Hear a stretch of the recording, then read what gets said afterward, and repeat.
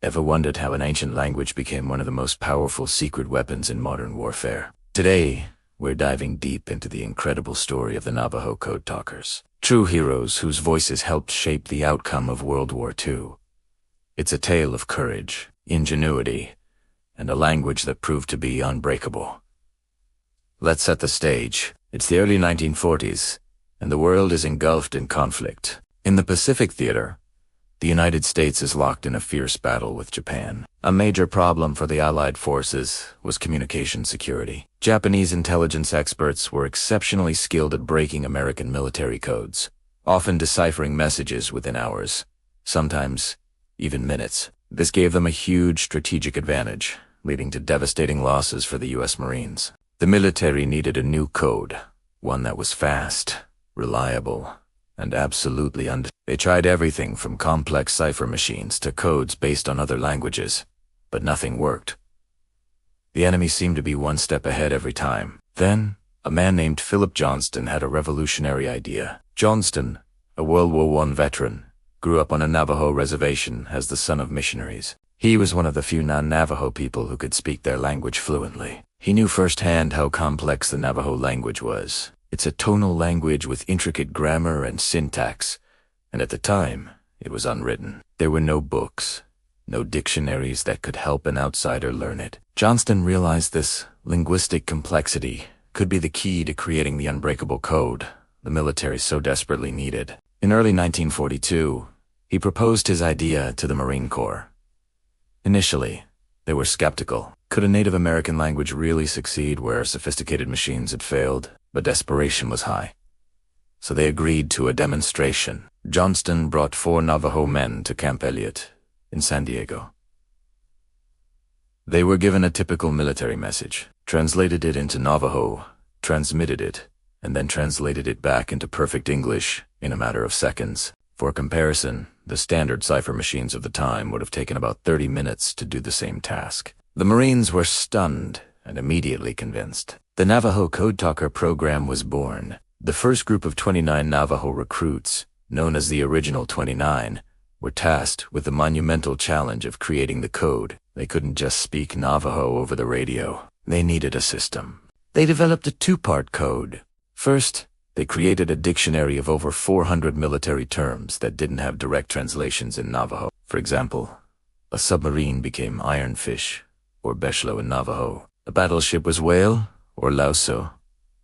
A fighter plane was hummingbird, or Tahiti. Words that weren't in their dictionary.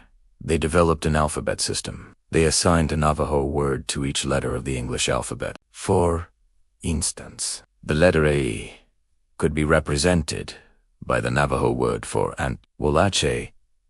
To avoid repetition and make the code even harder to crack, they often assigned multiple Navajo words to the most frequently used letters.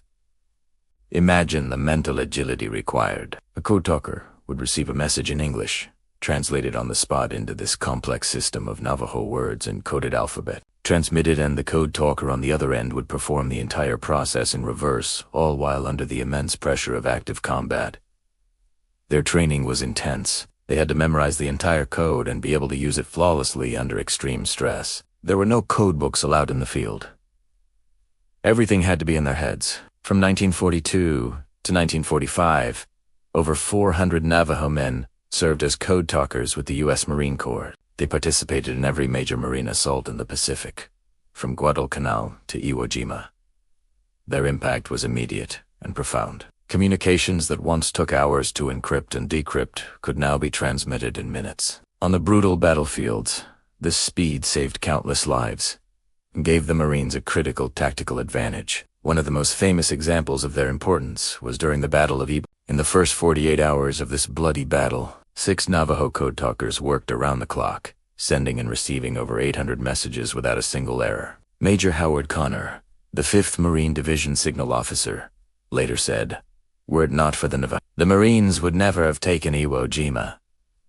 Their transmissions were vital for coordinating troop movements, calling in artillery strikes, and reporting enemy positions." And throughout the entire war, the Japanese, who were master code breakers, never once managed to crack the Navajo code. It remains the only military code in modern history to have never been broken. But the story of the Code Talkers doesn't end with the victory in 1945.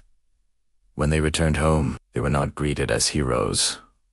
Due to the classified nature of their mission, they were sworn to secrecy. They couldn't tell anyone, not even their families, about the crucial role they played in the war. They carried the weight of their experiences and the burden of their secret in silence for decades. Many returned to the reservation facing the same poverty and discrimination they had left behind, their incredible contributions to the nation completely unknown. It wasn't until 1968, when the program was finally declared, that the world began to learn about their story. But even then, widespread recognition was slow to come. It took until the 21st century for them to receive the honor they so richly deserved. In 2001, President George W. Bush presented the Congressional Gold Medal, the nation's highest civilian honor, to the original 29 Code Talkers. The remaining Code Talkers later received the Congressional Silver Medal. The legacy of the Navajo Code Talkers is a powerful testament to the idea that strength can be found in the most unexpected places. Their language,